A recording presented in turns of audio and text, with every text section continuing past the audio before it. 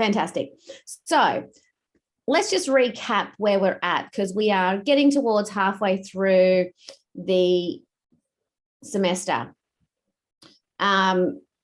Submitted assessment 1, we've finished marking them. What we need to actually do is go through and just do a double mark on some of them just for consistency. We tend to do that when we're doing the first assessment, because just to make sure that there's 5 tutors, that we're all consistently marking and applying the rubric. So we did, as I think you would have seen if you saw my teacher's note, that we had a large number of extensions, which is absolutely acceptable and fine, but it did mean that we had to delay the marks. I think about a fifth of the class needed an extension for one reason or another. So with that many not having submitted, we couldn't release the marks until we got all of those in. So apologies for the delay, but we will get them out as soon as possible. It doesn't impact assessment 2, which is due next week on Thursday at 2 p.m. So just again, assessment 2 due on Thursday by 2 p.m. What you need to do for that, which I'm sure you've already realised, we've got about 30 students who've already done this, but that you do the ethics training. The link is actually in the instruction sheet. It's a Moodle site that you need to enrol in, which you can self-enroll in. All of the instructions are in the resources under assessment 2 tab. Please use those. It's pretty straightforward. As I said, 30 students have already done it. So obviously it shouldn't be too much of a problem. It does take anywhere, depending on your experience with ethics philosophy and ethics guidelines, it can take up to 4 hours. So do book out a fair chunk of time. But having said that, you don't have to do it all at once. You can actually go in and start at any place at any time in the module. You can even come back to the quiz, for example, halfway through. Say your internet drops out, you won't have lost what you've done unless it hasn't saved to that point, but you won't have lost all of it. So please, be aware that it can take some time, but you can dip in and out. So if you can't find yourself a chunk of 4 hours, which sometimes can be hard, or you don't have the stamina to do ethics for 4 hours, totally get it as well. Just dip in and out of the modules.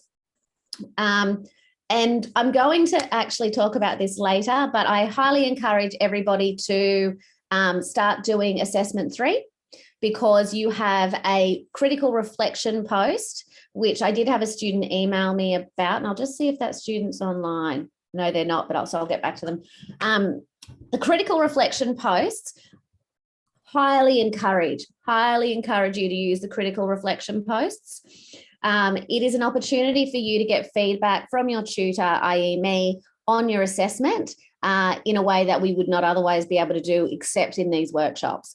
So with that assessments, please make sure that you utilise those reflections and really take on board the feedback we give you. I'm marking it, so if I give you feedback now and you don't take it on board, probably going to give you the same feedback later. Kind of common sense, but, that's just the way it is. Now, does anyone have any questions before we kick off about today's workshop? Or no? Okay. I'm just going to pull up the run sheet. Sorry, Sama. Nicole, yep.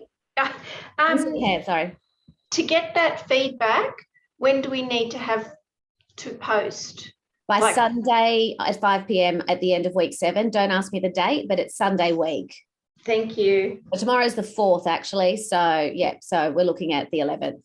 So by 5 p.m. Oh, no, I've got it at 11:59. So if you do it 11:59, please wait till Monday, because I'm an early to bed person, but we will try and get you feedback within 2 days of you posting it.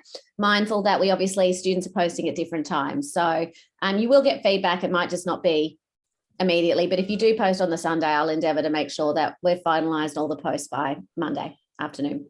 And sorry, just quickly, I missed posting on that first one. Mm-hmm. Should I go back and do a post on there, or there's not a lot of point? We close them. Oh, right, okay. They're only open for a week. That's largely because we need to be able to manage the workload.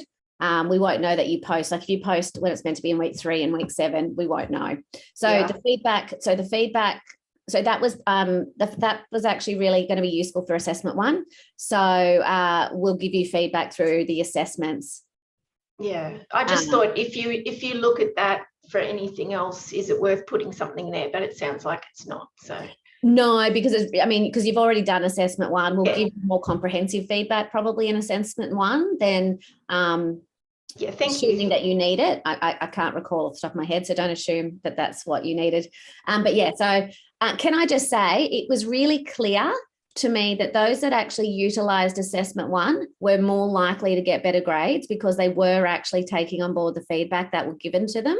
And part of that feedback was actually so some of the mistakes people made were common mistakes that we could have given feedback on, particularly around the research question and your critical reflection in that post. So some people did really well without posting, and that's fantastic, but please do use those posts. The other thing I'm going to say, and I'm going to say it probably multiple times today, please use the template that we give you, like the headings and everything. There's a couple of people, and I can't recall who it is off the top of my head, but we were getting your marks out to you as soon as possible, who didn't use the template and didn't use the subheadings. And I'm even talking about using the what, so what now, because what that actually does is signpost to us that what each of the sections are, and it makes it easier to read. And those that actually didn't use it kind of incorporated it in, but often missed certain parts of it or didn't balance out the sections. So when you're looking at, for example, each of the critical reflections, which were in assessment one, there was 3 sections. They should have been roughly the same size, and each of the 3 sections should have been roughly the same size in them, because they were, and say roughly, like sometimes, there's a little bit more words. And again, the same with, identifying your research question, actually highlight, this is the research question, and then put it, because there's some people that it was difficult to mark because it was kind of scattered all the way throughout. So there would have been some literature and then a reflection and then some literature. And I've already spoken to one of the students that was that way. But there was a couple of others that really should have used the template, or you all should use a template. And we give you a template because they're the things we need to assess you against. And it means you're going to get better marks if you actually respond to each of those particular sections. So, but it's highly important with assessment 3, you use the template. And this is not to say that in research in particular, there's only one way to do things. There's not, but you need to be familiar enough with research to know where you can actually change things and where things need to be the same. And for most of you, I would suggest you haven't got enough experience in research to know what is going to be adaptable and what's not. So that's my feedback on that.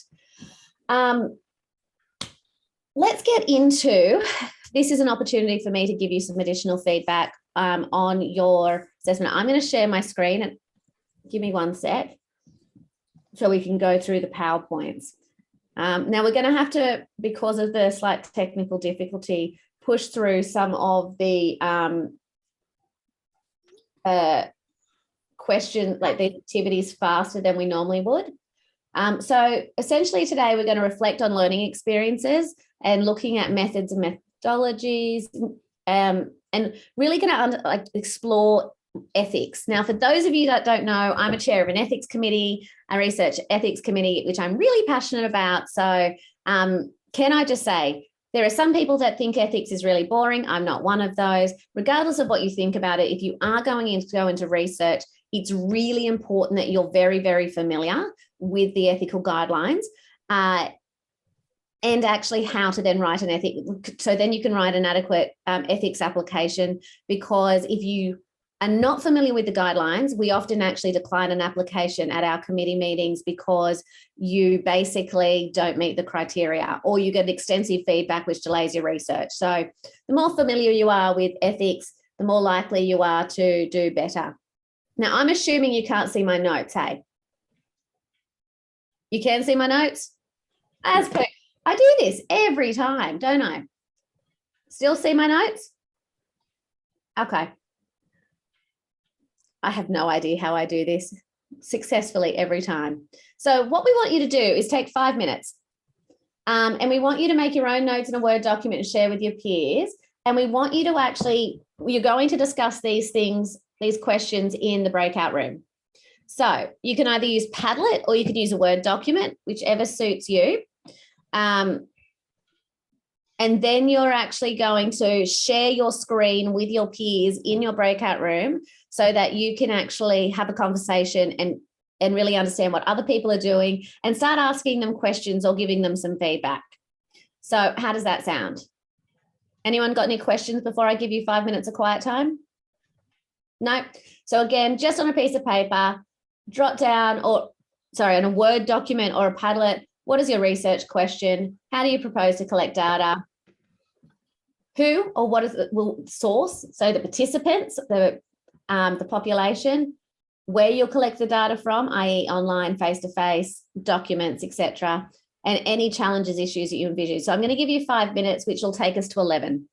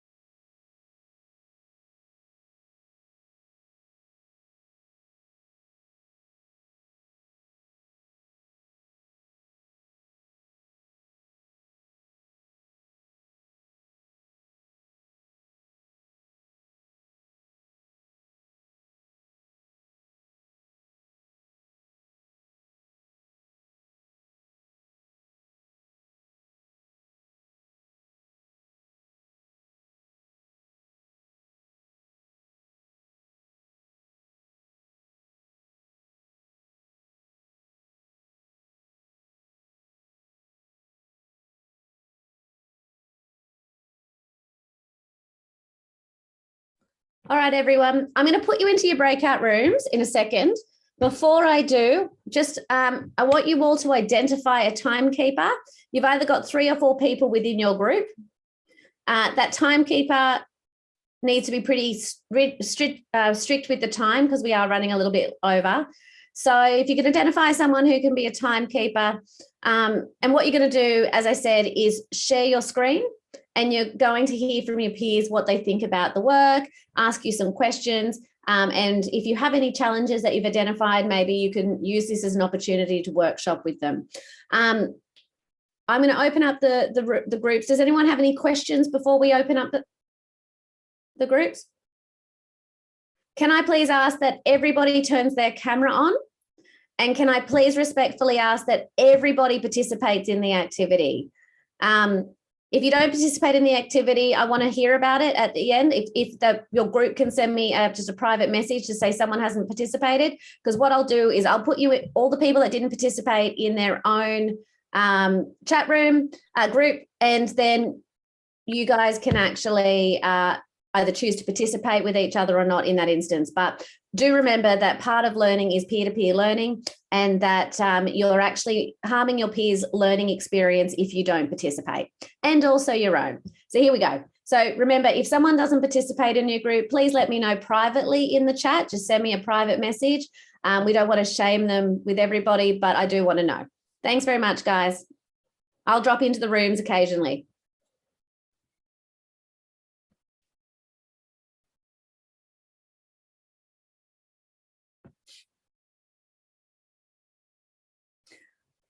Annika, you've just got to click on the Chahat. You need to click on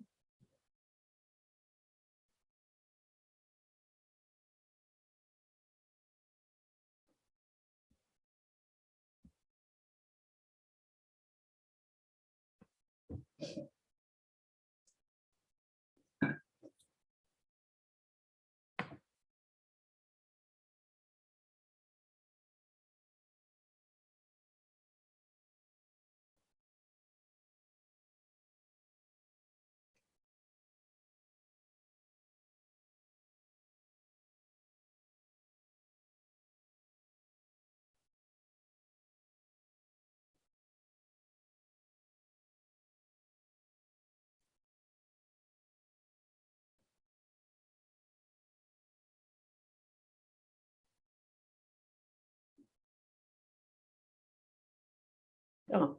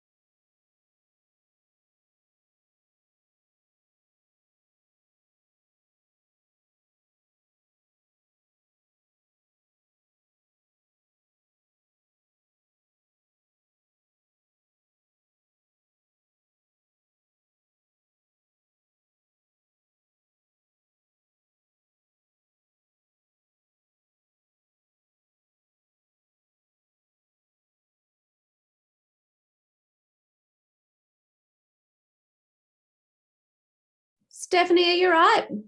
You've ducked out of your I don't know if I'm okay. I got up at bloody 7 o'clock and thought, oh, hang on, why is nobody online? And I went, oh, I've got the time zone wrong again. And then my computer just did a full system restart as soon as I said hello to everyone. Radio.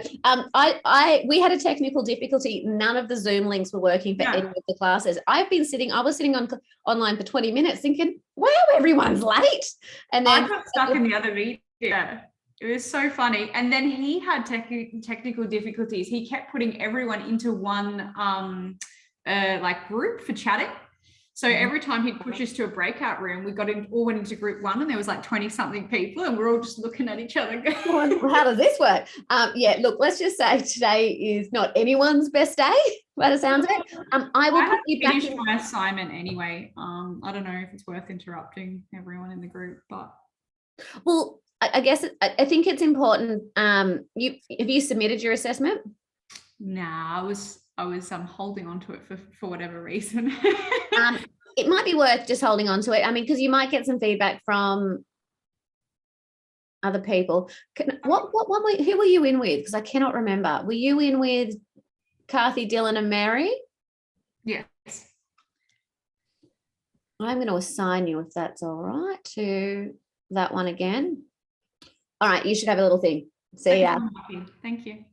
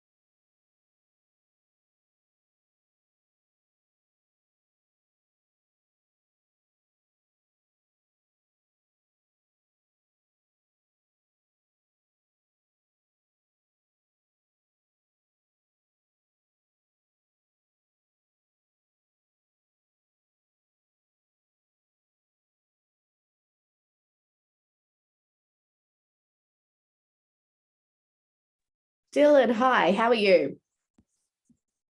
Good. Good. Stephanie, hello, you're back.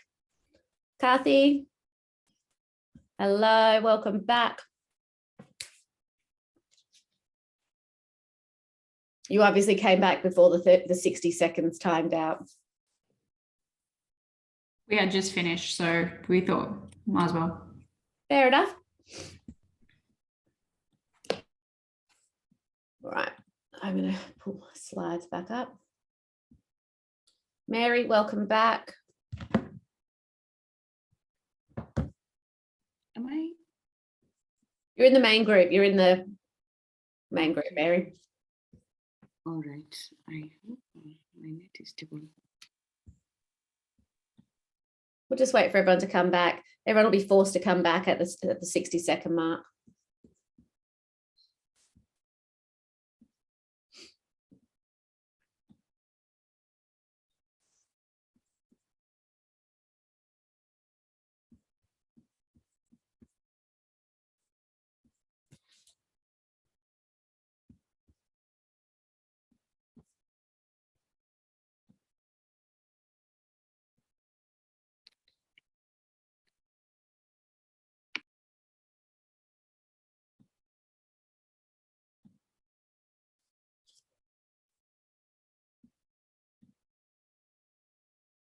Now tell me you can just see the slide.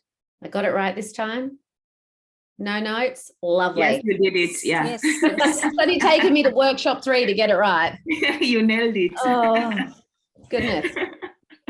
Honestly, I actually do things online all the time, and I have no idea how I stuff this one thing up consistently. How is everyone not back yet?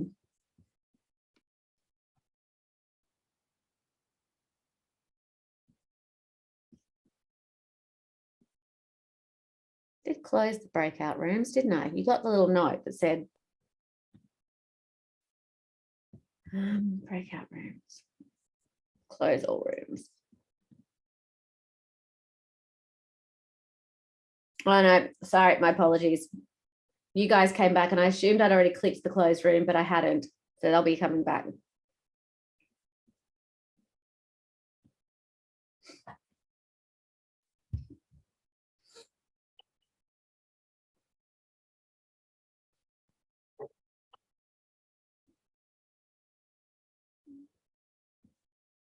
Did you find that exercise helpful? Yes. Yeah, it was really helpful. Yeah, we were able to talk about our problems and our doubts and what difficulties would we face while choosing the methods, and the input was really helpful from the participants. Though I was not able to join a little bit earlier because I was traveling, still I got the hold of activity 1. I'm hoping I could do better in activity 2. No problem. Fantastic. I'm glad that was useful. Sounded like some interesting conversations when I dropped in, so it was great. Yeah, it was interesting. I mean, all the three of my participants in breakout room 2, they were really, really interesting. They had some interesting ideas, some interesting outputs, and we had a lot of nice conversation. Excellent. Good to hear. I think everyone's back. Stephanie, did you want to say something? I was going to say I may have bored the non-safety people, but that's okay. I'm a non-safety person. I have to say I found her presentation really interesting, largely because I'm always interested in new interventions, even if it's not a topic that I'm particularly familiar with. So I always think new interventions are really fascinating to think about. So it's not as boring as I think you think it is, probably because you're used to people rolling your eyes in your workplace, but from a research point of view, it's much more interesting. Alrighty, let's talk about designing ethical research. So you would have done a module back in week 2, I think it was week 2 on ethics. Now, I know we're only just covering this now, but the reason we wanted you to do the module on this early was because it would help you actually write your research question and get you to start thinking about that early. Because there's absolutely no point in designing unethical research and then needing to start from scratch. So when we're talking about ethics, we're not talking about your general ethics in the way it's often considered. What we're talking about is specific research ethics. So research ethics they evolve over time as society changes, expectations change, and as we change. And I'm just going to ask everyone to mute if that's okay. Can everyone just mute themselves? That would be great. So what is ethics? Beliefs about the way we think and behave, rules of behavior and human duty, morals and values. So essentially what we do then is we've got what we call the National Statement on Ethical Conduct in Human Research, often actually just called the National Statement. So this statement actually is about everything to do with human research, even if a human is not involved directly. So let's just say you're using patient data. Humans are still involved, even if they're not physically being interviewed or being part of a trial or intervention. So anything that impacts humans or is collected from humans is considered human research. And in the guidelines, they cover a couple of things. They cover what is researchers actually need to consider. It has the rights of participants in there, and it also outlines what a human research ethics committee must actually take into consideration, what an ethics committee must be made, like the members, who they need to be made up of. But at the beginning of the national statement are values and principles. And in here, they outline research merit and integrity. So the research has to have merit. It can't just be done on a whim. Now, I know that sounds kind of straightforward and kind of probably a Captain Obvious thing, but sometimes people get really caught up in their own ideas that they forget that this might not necessarily be applicable in a real world setting. So for example, when I was working in the Secretariat for the Human Research Ethics Committee that I'm now the co-chair of, we got an application that wanted to look at whether or not race could be determined by nose shape and size, except characteristics of noses. This is a piece of research which is based essentially in an idea that you can determine people's cultural and heritage based on a nose. You could imagine that research got nowhere. That was automatically declined because it had neither research merit or integrity. It has to have justice. So for example, there needs to be fair recruitment, has to be accessible, and the criteria can't intentionally exclude certain populations. I sometimes hear researchers say it's too hard to do culturally appropriate research with Aboriginal and Torres Strait Islander people, so we'll just exclude them from the research completely, whether it's about justice issues, child protection, diabetes, or anything else. That is actually unethical because you need to be including all of the relevant populations within your group, unless you're going to focus specifically on Aboriginal and Torres Strait Islander people, or you're specifically going to focus on people whose first language isn't English.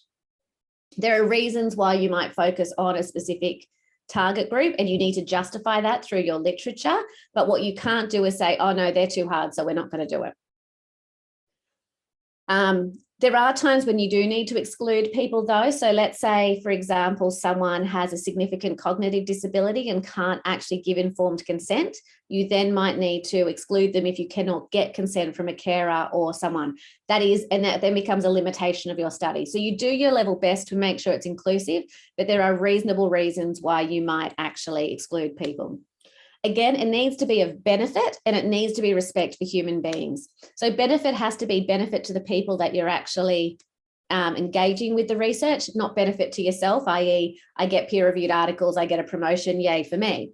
It's about what's of benefit to your population. So if you're looking at, for example, young people who have come in contact with the justice system, you need to make sure that the research, now you can't guarantee benefit. If you want to influence policy, sometimes that's outside your control, right? So you want to create the best available evidence to influence policy, and that's the benefit you can do. What you can't do is make politicians listen to you. There's been numerous research projects on justice reinvestment with young people in Australia, one with Aboriginal, two with Aboriginal people, one in Cowra and one in Burke. And essentially, we've never had significant investment in justice reinvestment, despite the fact that both of those projects have shown quite really good success. But that was because politicians haven't actually taken that up. Now, something that was discussed in group one was informed and free consent. So thinking, and I mentioned this before, talking about competency, so age, psychological maturity. So, for example, age is not age doesn't stop you from engaging children, for example, but it has to be under the right conditions and the right circumstances, and you need to make sure that you're able to assess whether a young person can actually give informed consent. Now, we usually say that's around the 14 mark where people can start to develop give informed consent, but every young person develops at a different stage. So therefore, we can't just have a clear cutoff. And again, also, can I just say with consent, if you are working with young people and say they're a 10-year-old, it's really important actually to get that young person's consent in addition to their parents and carers. On a project that I worked with some amazing social workers at UAW, we were looking at children and young people that were accessing services for children who exhibit or demonstrate problematic and harmful sexual behaviour and the access to services. So these are young people as young as 10 who are accessing these services. And so Kenny, who's a social worker at UAW, with his projects before, he'd actually created a cartoon or a graphic animation to inform children about the research so that they knew what was actually being done with the research. And then they also sought parental consent because they wanted to make sure the young person was actually the topic of the conversation was giving consent, that they were happy for this to be done. If the young person did not consent, we wouldn't have approached the parents and carers for consent.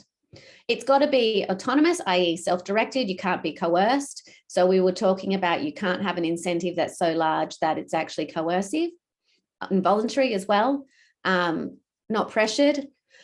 Aware of the right to discontinue. So at any stage, if you're doing an interview with someone, they have the right to stop that interview.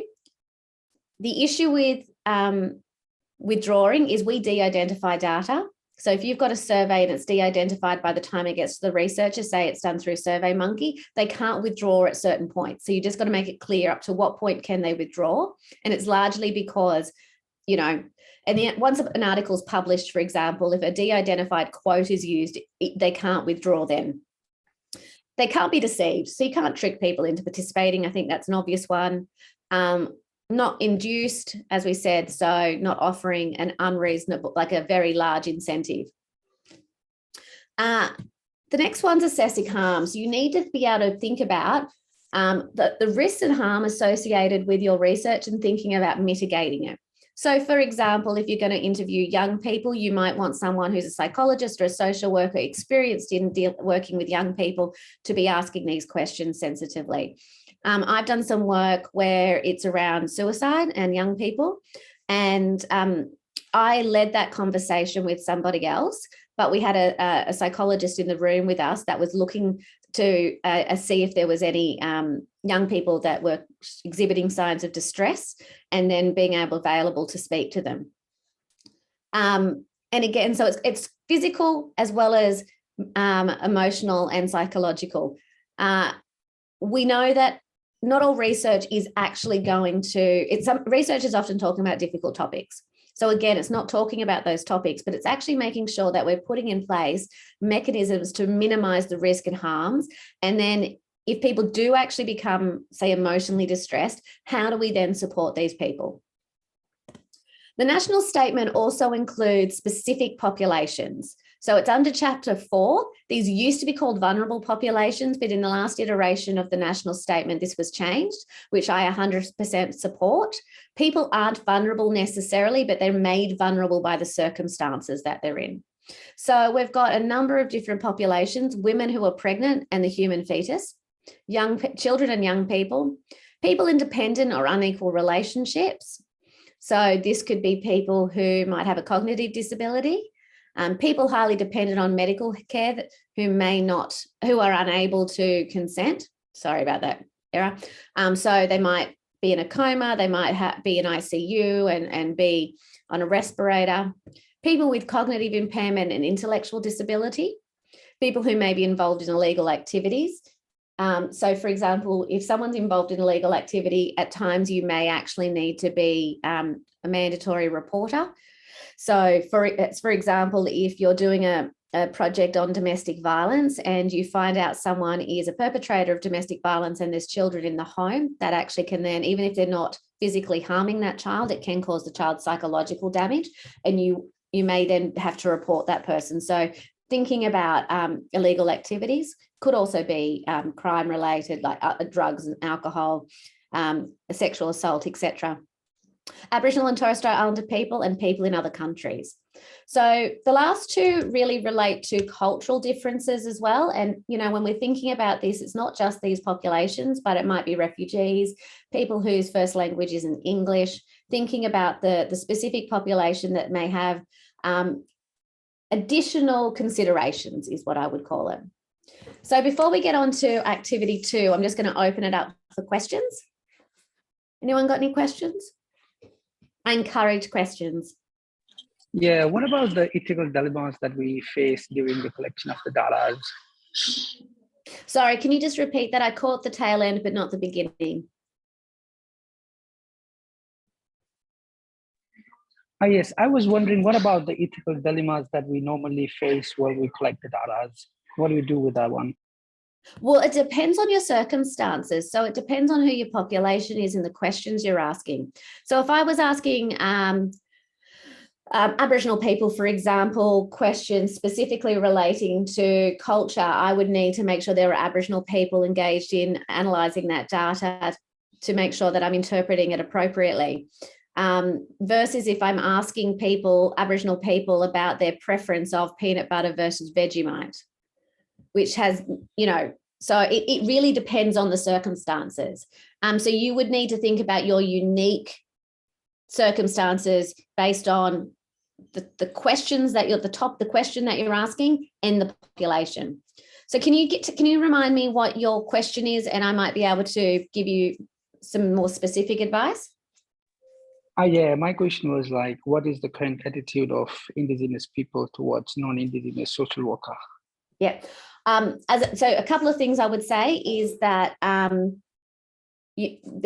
people may have had negative experiences with social workers, and there's very clear reasons for that. So our social workers are mandatory reporters, for example, and might be involved in child removal. And often, obviously, with the high rates of child removal current now and in the past, that's obviously sensitive. The fact that there'll be cultural elements to this as a non-Aboriginal person, you need to take those into consideration. So there's lots of things that you need to consider. So to answer your question, you really need to make sure you do the ethics module and then familiarise yourself with the national statement. Has anyone else got any questions?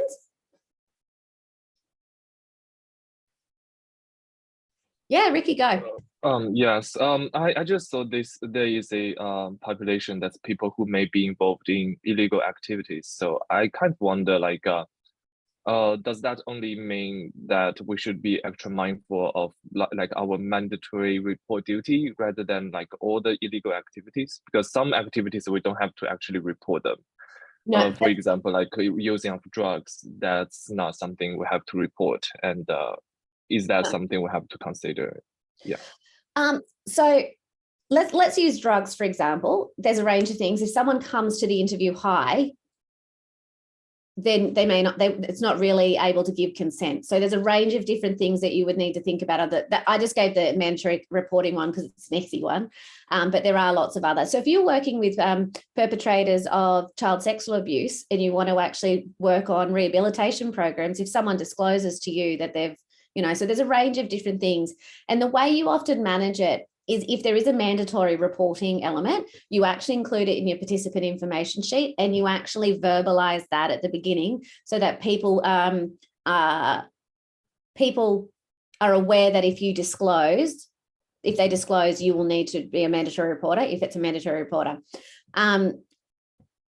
Also, there's that ethical obligation where if a crime is about to be committed, so if someone says, yeah, look, we do a B&E every weekend, we're just about to hit this place down the road because they're stupid enough to leave some windows unlocked, and you know which place they're talking about. Do you know what I mean? So there's just some things you need to consider about how you will manage those circumstances. Does that help you at all, Ricky? Yeah, that helped. Thank you. Yeah. Anyone else? Now, can I just say, we don't exclude people, for example, who have a mental illness or a cognitive impairment. If someone's got a mental illness, and particularly if we're doing a study on mental health, if we're looking at suicidal ideation or looking at new treatments for schizophrenia, we actually want people with lived experience. And so what we often do, for example, is we actually have, before they come, we get them to actually fill in like we've got a questionnaire where they actually talk about, where we ask them specific questions about who they go to for support, how they actually manage their, so it's a care plan, so that as a person who's undertaking research, if we notice that someone's not doing well, not only do we actually refer them to either their psychologist if they have a preferred one, or to the one we're using, but we actually can remind them of what's in their care plan, so how they can do a little bit of self-care during it, depending on how bad things are for them at that point in time. Does anyone else have any questions? Or because you really need to be across this stuff for assessment 3, so I highly encourage you to take the advantage of picking my brain now if you have any questions. Can I say something more? Yeah, go for gold. No one else. Yeah. So I'm just like I stay with the drugs. I love drugs. So so with the drugs, then the consideration would it be like ethical to put in consideration that we will have a referral pathway if people actually participating in the research that they want to seek help, we can provide those help, or maybe we can have like certain like resource available, for example, like safe injection room and like those kind of things for people. And it's not about like excluding them, but like it's more about like providing a empowering and caring environment for the participants of the research. I absolutely think offering them supports or referring them for support services, if that's something they're looking for, is a fantastic act of reciprocity. So reciprocity being giving back to the people that have actually participated in your research. So it's an act of giving. I just flagged with the safe injecting rooms. We only have 2 in Australia. One's in St Kilda, the other one's in Sydney and King's Cross.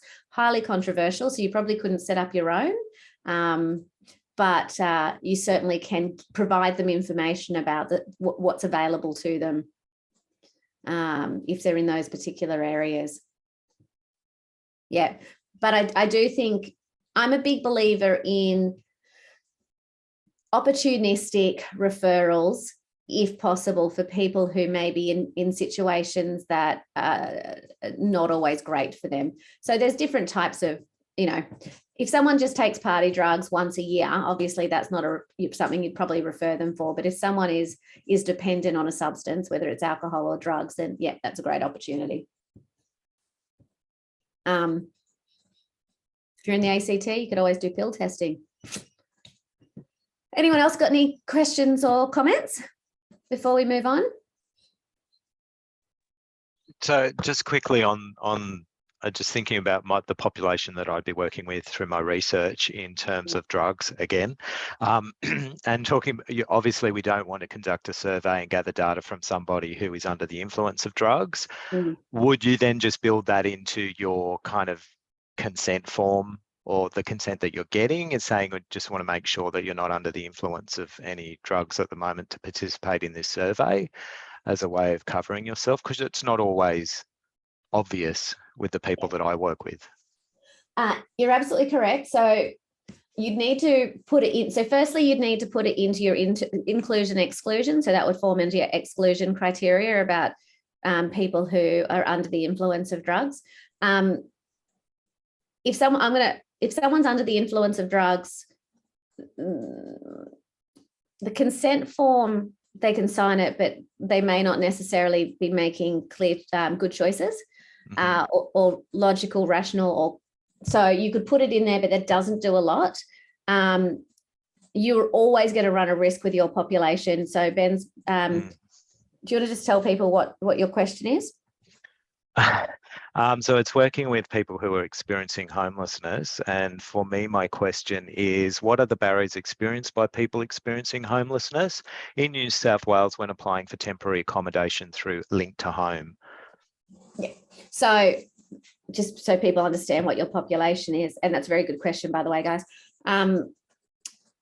Yeah, so I think you're always going to run the risk that you will have someone who participates that is under the influence of drugs, but you just need to do your best to actually minimize, like putting the right, protections in. Yeah. And it was similar around kind of mental illness. Like I get a complete mixed bag with this population as well. They may not have a diagnosis, which is pretty much predominantly the amount, the people that I'm working with. Yeah. So I'm just trying to worry about that grey area as well and what impacts that would have on my research. Yeah. So look, you need to assess people on the day and whether or not they're able to actually give consent, because people can have mental health issues and have good days and bad days. Correct.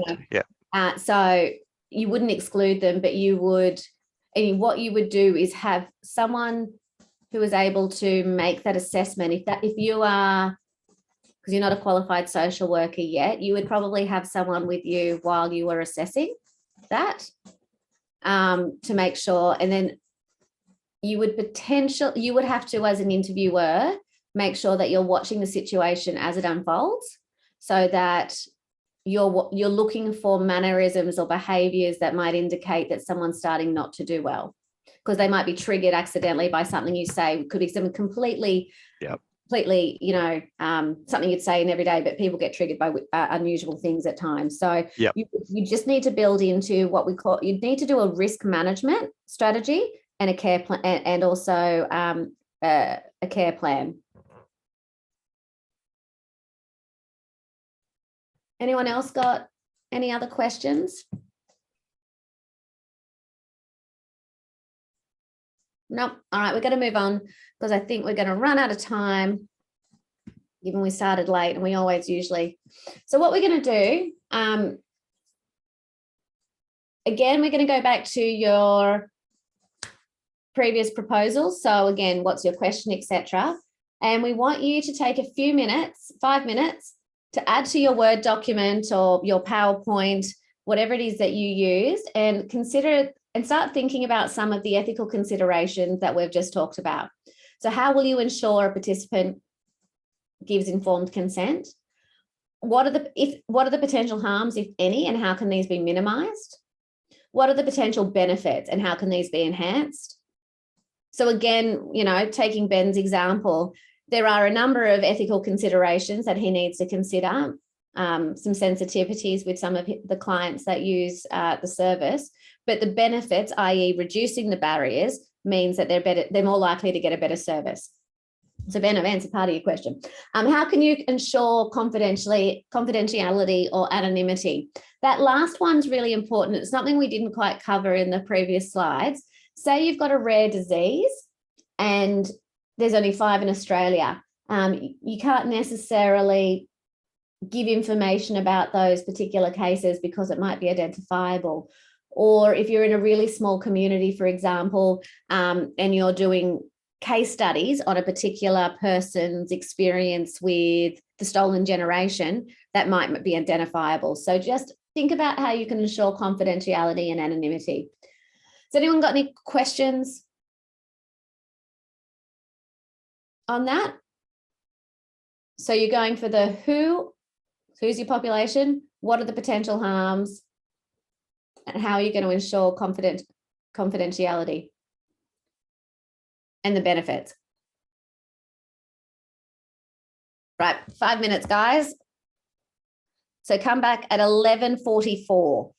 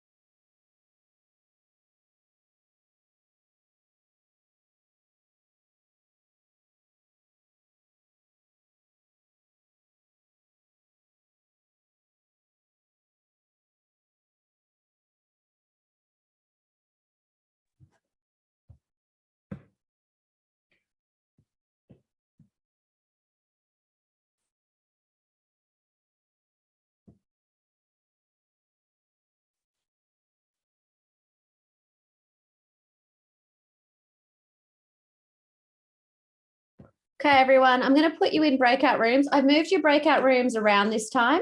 So you're in different groups, or I hope you're in different groups. I randomly assigned you. You may be with someone you were before. So that way you can actually get more exposure to the different types of research projects that people are doing. 5 minutes for each person this time. I need a timekeeper. Some of the groups are good at timekeeping, some not so much. So pick someone who's good at timekeeping. And again, share your document that you used so that you can have these conversations. So I'm going to put you into your breakout rooms. Is there any questions before I put you into the breakout room?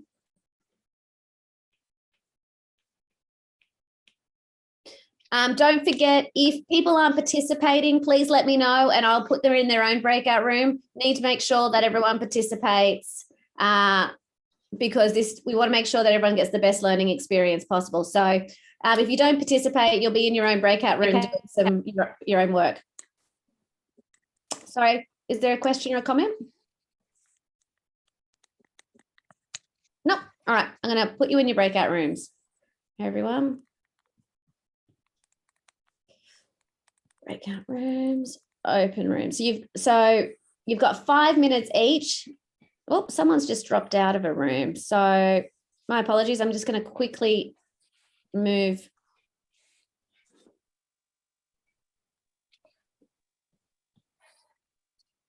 Okie dokie.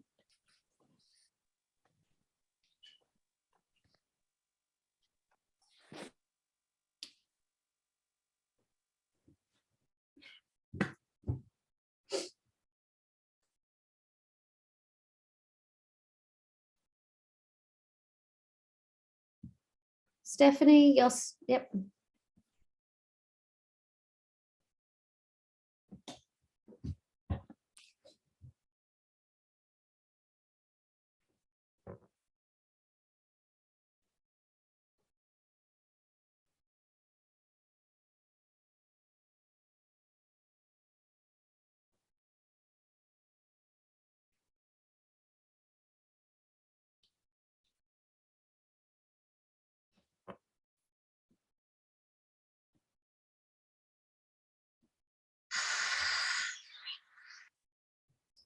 Annika, are you having some troubles with your internet? Yes, it's raining outside and my Wi-Fi is not correctly working, so it's just going in. Yeah. So I'm just going to assign you to a breakout room. We've just asked people, I don't know if you were here when I got everyone to take 5 minutes to think about the ethical considerations. Yeah, I just joined. So you've missed that part, have you? Is that what you're telling me? Yeah. Okay. So I want you to listen to everyone else in the group, and then I want you to think about while they're talking so that you might be able to add something last. Yeah, sure. Okay, I'm going to put you in a group now. Yeah, thank you.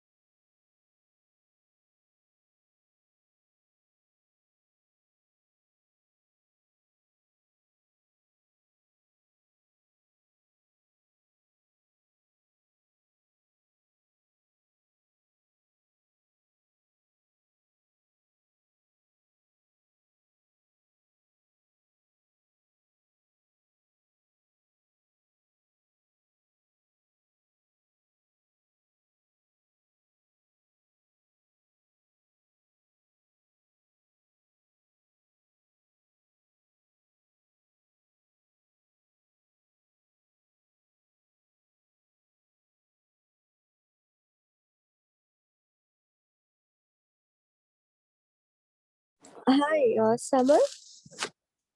Hi. Actually, Sorry, didn't realize I was on mute. What can I do for you? yeah, actually, I had one quick question for you.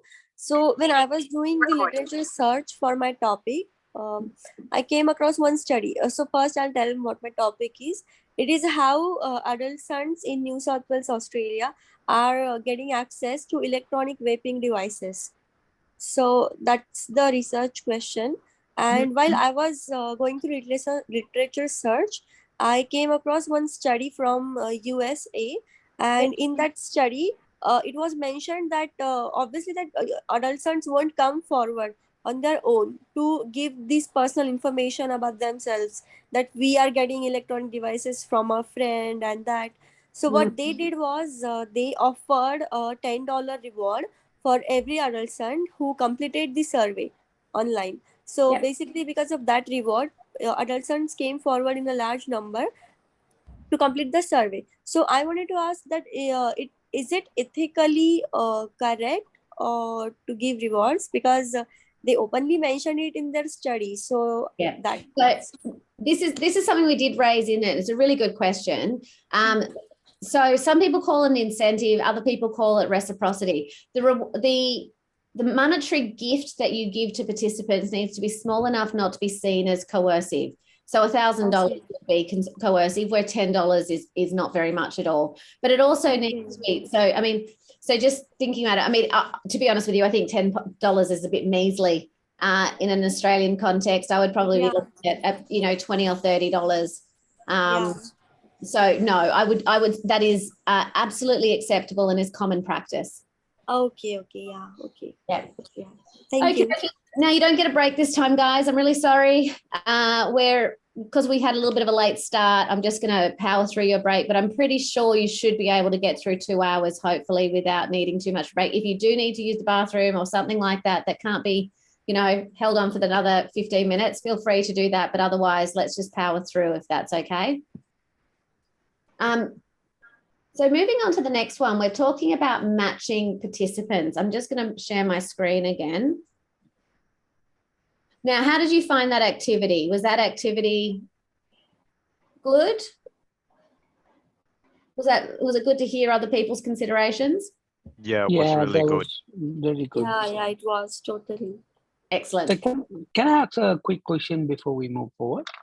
I'm going to say no. What I'll do is, if you've got a question, I might hang around to afterwards, just because we're running a bit late.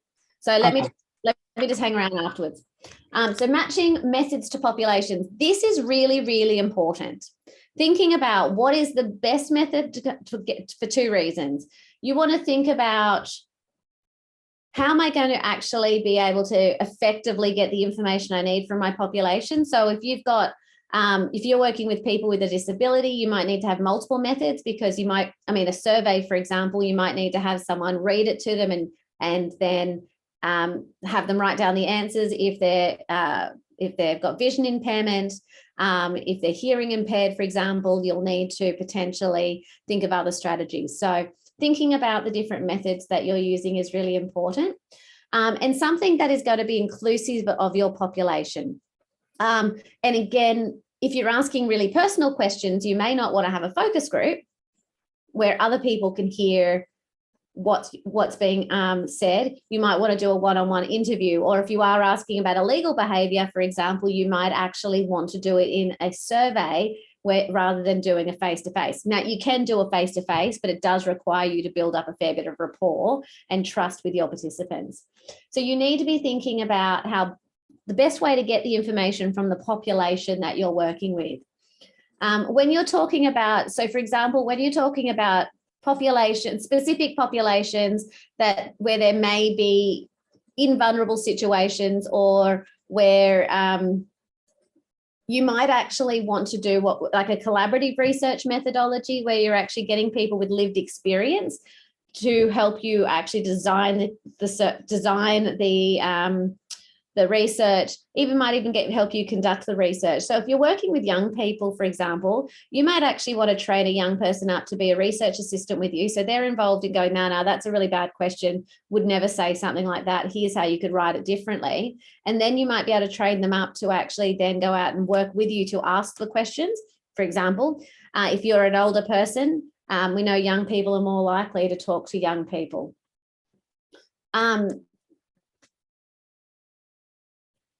So, and again, sometimes I found if you're working with, say, a family group or colleagues, sometimes they do actually want to talk, even if it's a sensitive topic in a group, because that's safer. So sometimes it's even having a number of different options available for your participant group. So for example, I was talking about, I was doing an evaluation of a cultural competency course that was run through a government department. And I was interviewing the Aboriginal and Torres Strait Islander staff to see whether or not the training had actually been positive or negative from their perspective in terms of their work experiences. And they actually wanted to talk together as a collective within their staff very often because they wanted to make sure that they were supporting each other, because some of them had quite negative experiences. Whereas I was doing the same one, where one person said to me, actually, I've had some really bad experiences, but they're really quite personal. Can I speak to you one-on-one? So they participated in the focus group, didn't say very much, but then afterwards, and they wanted to participate in the focus group because they wanted to support their fellow colleagues and community members, but then they wanted to share their experience one-on-one with me. So that's what we did. So really making sure that you're thinking about how to make your participants the most comfortable to actually find out what it is that you need to find out. Any questions or comments on that? No. Right. So now we're going to do an exercise. There we go. Oh, promoting participation. I think I've just talked about this. Participatory or collaborative, involve the community. Highly encourage you to actually involve the community that you're going to be interviewing, or sorry, that you're going to be working with. So you don't want to involve, sometimes you don't really want to involve a participant per se necessarily. Sometimes there are methods that do that, but you might want to find some, if you're working with Aboriginal and Torres Strait Islander people, you might actually want to find a colleague that is Aboriginal and Torres Strait Islander to work with you to make sure that your questions are culturally safe and that you're analysing the data appropriately. If you're working with young people, as I said, lived experience is very important. And again, when we're talking about participation, getting people from that community or that cultural background participating, it means that you're more likely to interpret the results appropriately. Because when we're actually looking at someone else, if we're looking at things through a different lens, sometimes we don't quite assign the motivations or the meaning that was intended from that cultural group. And so it's really important that if we're going to be really making sure that we're interpreting the data appropriately, that we actually make sure we do what we call a sense-making, what I call a sense-making approach, which with people from that cultural group. Even as an Aboriginal person, I'm an Aboriginal person from the East Coast. I couldn't go up to Arnhem Land and expect to be able to understand culture from their perspective. So we've also got to think about that. There's going to be variations even within subpopulations. I'm not going to actually watch this video because it's too long. What I'm actually going to do is pop it up in the forum, and I'll get you to watch this later if that's okay. And we've kind of talked about this. So what I'm actually going to do is move on to activity 3, and we're going to do this. I think we're going to do this as a group. So there's an index which actually helps you think about engaging your population. So and it maps out the points within the research time which research can engage at the points in time where researchers can engage the participant of the communities that they're working with. So I'm just going to show you this. So we've got the 12 points here: the background research, proposal writing, choosing the research methods, developing sampling procedures, designing interviews and surveys, recruiting study participants, collecting primary data, analysing collected data, interpreting study findings, writing reports and journal articles, giving presentations at meetings and conferences, and implementing the intervention, if it is an intervention-based one. So has anyone got any thoughts on those points? Anyone want to share their initial thoughts on those points?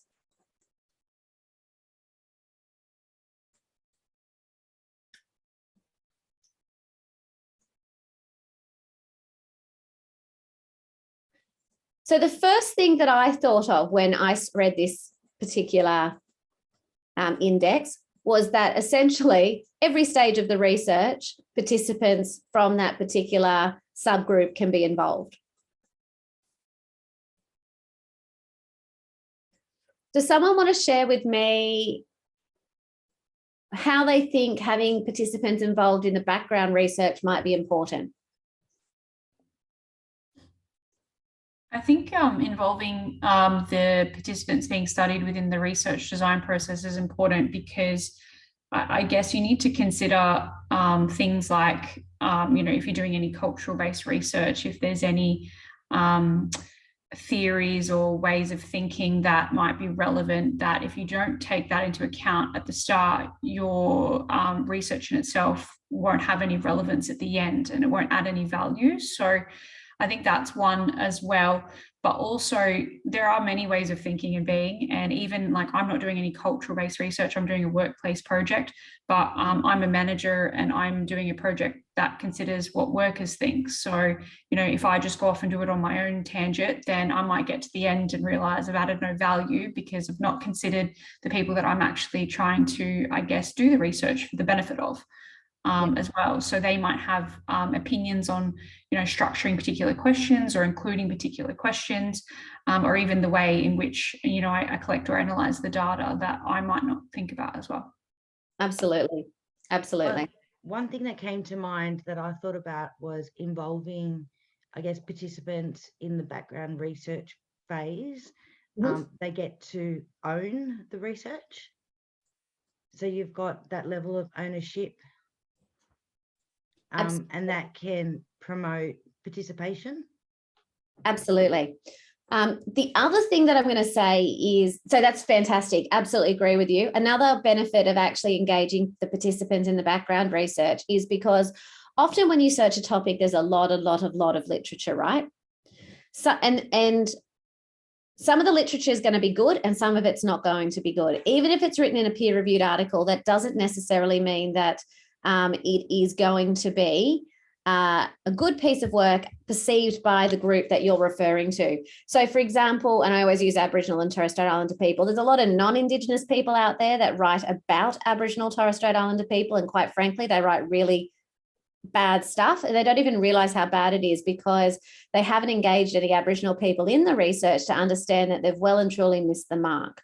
So if you're actually getting Aboriginal and Torres Strait Islander people to work with you to identify literature that actually they believe is good literature, it means that moving forward, the way you identify the gaps in the research, for example, and the methods that you choose based on that research question are more likely to be successful. Can anyone tell me why it might be important to have people involved in designing interviews and or survey questions? Ease of use is probably one of them. You want to make sure that people actually interpreted the question the way you wanted it to, and it led to, I guess, what you were trying to, I guess, measure as well. Absolutely. When we think about language, not everyone uses language the same. Young people might use it differently. There might be specific jargon that either people use or don't use. Ben, I noticed you unmute. What did you want to add? Exactly what I wanted to say. So, sorry.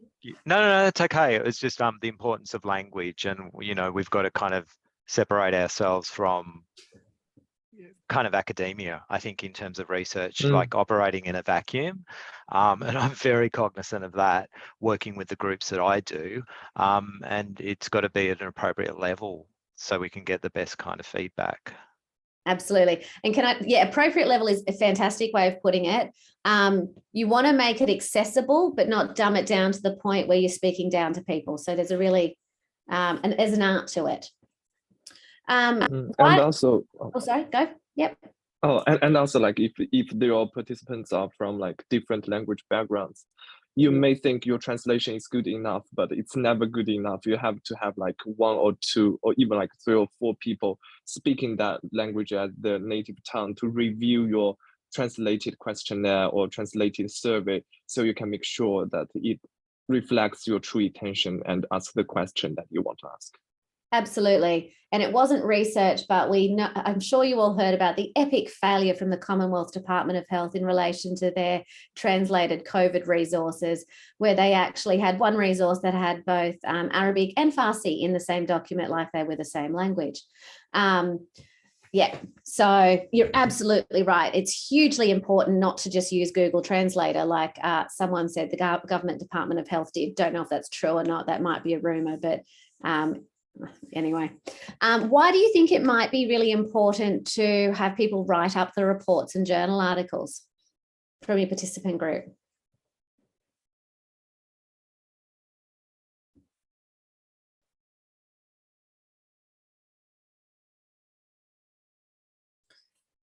So there's a couple of reasons for this. It's about benefit. So when we do research, there's a lot of data that you get. And so sometimes actually not all of the data makes it into a journal or a final report, because you need to decide what's going to be the most useful. So what gets left on the cutting room floor or what's included needs to be of benefit to the community that you're hoping to, who are your participants. And so it's working with them to identify what should be included. And also when you're writing stuff up, we need to be aware of the way it's going to be perceived, or the political or the social sensitivities around the work. When we're talking about Aboriginal and Torres Strait Islander people, for example, there's so many stereotypes about Aboriginal people. If we're talking about things like homelessness, low levels of education, drug and alcohol use, for example, we need to write it in a way that's sensitive and doesn't reinforce negative stereotypes. People experiencing homelessness as well, we need to be really mindful of how we write about people from that community. And there's a whole bunch of other sensitive things that we need to be thinking about as well. So it's really important that we are including the people to make sure it's of benefit to them, and it's written in a way that reflects their experience as well as doesn't do them any harm. So there's different ways you can actually engage the population in different ways. And I'm just going to quickly run through these. You've got advisory groups, and you can do that the whole way through. Co-researchers, I think it's also really important to not just assume that you have to have an academic degree or have a degree to be a co-researcher. Someone with lived experience will be vital. And you need to think about your co-researchers as a team of skills, and what skills people have might be varied, but it equally is important. Again, advisory group, co-researchers for choosing the methods and the sampling. And these are just some examples. This is not an exhaustive list, but these are some of the common ways. Again, advisory groups and pre and test the surveys, interviews, etc. I do a pre and post test with everything that I do. That involves a survey or an interview guide for the very reasons you said, to make sure it's not ambiguous, that I'm communicating what I intend to communicate, etc. Design for low literacy, which we talked about, translations, which we talked about, community groups and champions. My mum is someone who's very well known in our community. So when I needed to do a focus group for her, she basically got 20 people in a room in 2 days for me, because she is a community champion. And so sometimes you want to find those community people that are passionate about what you're talking about to basically assist you to increase your participants. Collecting data, again, co-researchers, champions, etc. Analyzing data, again, those co-researchers will be able to help you think about analyzing that data in an appropriate way, both qual and quant. Don't think that quant is unbiased. It absolutely is not. The analysis is just as important, how we cut it, what variables we decide to actually analyze, whether it be based on gender, age, for example, because we might you might within that population group say, actually, no, we need to break it up by a different age cohort for this and this reason, which may not be something you've considered. Participant feedback, so interpreting the findings where people are saying, no, we use that word in a different context that has a different meaning within our subgroup. So interpreting the findings, actually that's got a cultural meaning that you're not really across. Writing the reports, again, if you are working with people that might have low literacy, you want to be able to make sure it's accessible for them. So you might write a report or a peer-reviewed article, but think about how you then communicate that differently for those that might have low literacy. You could do a video, an animation, depending on your budget. You might do a podcast, for example, a whole bunch of things. Although I did see someone tweet out the other day that if your friend's thinking about doing a podcast, stop them, because there's too many poor quality podcasts, but then that's up to you. Giving presentations at meetings, co-researchers, so you're actually got the people with lived experience standing next to you, actually supporting what you say and clarifying and verifying for any questions. And implementing the implementation is all the above. So we are 1 minute past. So I'm just going to reiterate that we've got assessment 2 due on Thursday at 2 p.m.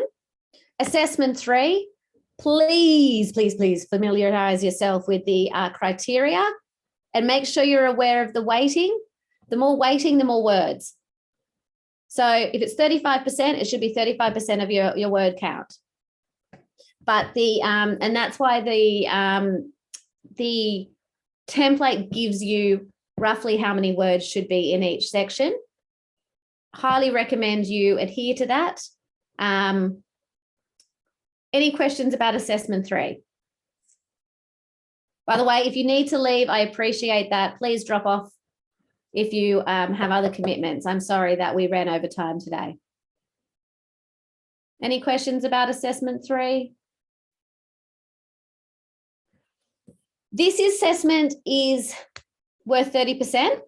It's not a small assessment. You should be drawing on your assessment 1. So you should be refining your research question and your literature from assessment 1 and taking on board your feedback, anything you've learned from your peers through the class. So your research question may change, and that's absolutely fine. That would be part of your critical reflection, is why has it changed? What's motivated that change? And some of the stuff we've done in this class today should actually formulate. So everything we've done today, hang on to it, save those documents, save those pieces of paper, because that's the basis for assessment 3. Is there any other questions? No. Oh, critical reflection. Don't forget your critical reflection. That's another opportunity to get some feedback from me and your peers. So if you have any questions that you want to ask me, stay on the line. Otherwise, I will let you go. Have a great weekend. Stay warm, stay dry. And I look forward to reading your critical reflection post. Thanks, Ricky. Thank you. Thanks, Ben. See ya. Nicole's got a question. Yep. Thanks, Tamara. Nicole, you're on mute, mate. Sorry. Do you know approximately when we might get the first assessment back? Will it be before next Sunday? Do you know? Yes, we have to have it back by 2 p.m. Thursday. Patty and I are going to endeavour to have it back to you by Monday. This Monday coming. We're going to try. Really. Thank you. All of the assessments have been marked, but we just need to double mark the failures and the high distinctions, just so that we're consistently applying them, and look at any other concerns that have been raised by the tutors. So if all of that is straightforward, we will have it to you by Monday, but it will definitely be, I'm going to try at my absolute, Tuesday is going to be our latest. Okay, thank you so much. No problem. Thanks, Nicole. Stephanie. I just had a question about the designing the visual aid for the study design. Because I'm doing a mixed method study, I am sort of wondering whether it's better to visually separate them, even though there'll be some integration between them for the end user, or would you, if you're doing mixed method, would you normally do it as a singular line? So there's lots. I'm personally not the most visual person, so I'm going to give you my thoughts, but I highly encourage you to have a look at some visuals in other documents and other articles that are similar to yours. Mixed methods, it depends. So sometimes with the mixed methods, you've got two separate questions and there's no crossover, so you would do them as two separate. Where there is some crossover, I would actually think about using smart art in a way that actually highlights the crossover, because then you'll need to talk about why that's important when you're actually writing a paragraph about it. So, or it might be linear. So for example, with my PhD, I did case studies, which were interviewing a number of people, collecting documents to understand how the NKPIs had impacted, National Key Performance Indicator, had impacted the services. I then spoke to people about did a separate study on interviewing people that had been involved in developing the KPIs, so I could understand how they were meant to be designed and how they were meant to be implemented. And then I did a quantitative survey, that tested the findings from both of those to see how generalizable they were. And so that was a linear approach. So my visual would have been linear and showed that they were all linked in some way, or that they culminated in this survey. If you're going to do, I remember what you said about yours. It depends on which way you do yours, Stephanie. If you're using the qualitative to inform the quant, you would need to do a visual that demonstrated you were taking the findings from the qual and testing it in the quant. Or if you're doing it the other way, you would need to, does that make sense? Yeah, so as long as if you are doing it, just prescribe it in writing so it connects to the visual. If not, they can be separate. Yes. I mean, whenever you do a visual, you actually should always provide a paragraph explanation about it. So if you do a table, of results in an article, you always actually provide a paragraph around a visual as well. Yeah, that's what I've done. I'm just sort of deciding whether I'm going to use the quant to inform the qual, because it's a free quant. Yeah, so you'll need to make that decision before you do your visual. Because like if you were doing, like, let's just say you've got two methods, I would just do them as two separate circles, squares, whatever shape, trees, whatever it is that you like. And I just have an arrow that demonstrates that one results flow into the other.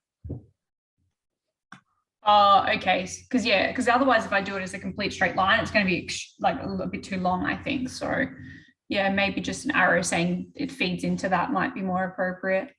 That's probably what I do. Yeah. Okay, thanks. No problem. Nicole, do you have any other questions? Oh, you're on mute again.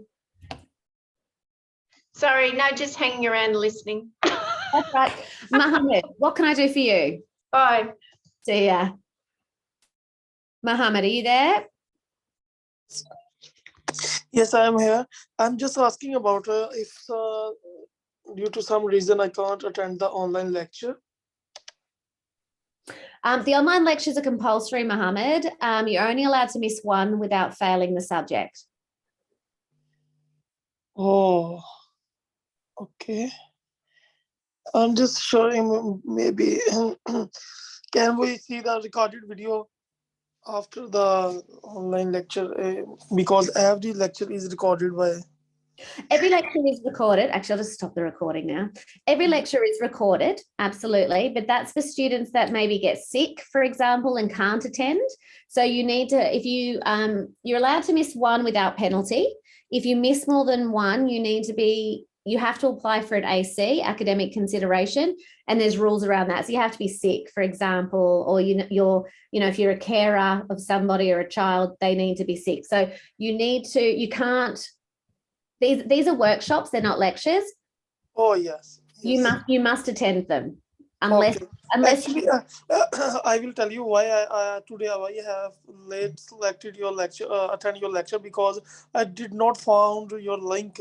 I'm searching again and again everywhere. I did not find your lecture link, so that's why I'm late. today. Yeah, we had some difficulties with the link and I don't know what happened. So I appreciate that. But in terms of attending the lectures, so the workshops, the reason why you need to attend the workshops, Mohammed, is because we have interactive activities in them. It's not just me talking at you. So that's why you need to attend them. And I'm not sure from I can't remember if you have you missed any yet? I think not. I have attended all the last workshop. This one is the third workshop, Anna? This is the third one. Yeah, I just can't remember. I'm just because today I did not found your link, so that's why I go there everywhere. I'm searching your link from last 20 to 30 minutes. So I'm really worried about that. I text to my friends. No one is enrolled in this subject. Yeah. Yes. So we will be posting an online, we will be posting a recording of it. So if you did miss the beginning, and I do appreciate that there was issues with the links. But yeah, you can't miss a workshop. Okay. So yeah. So today's obviously you being a bit late is the exception because there was challenges with the link. But outside of that, you have to attend all of them unless, of course, you're sick or something. And okay. Yeah. Thank you. Have a nice day. No problem. You too. See ya. Bye. Bye.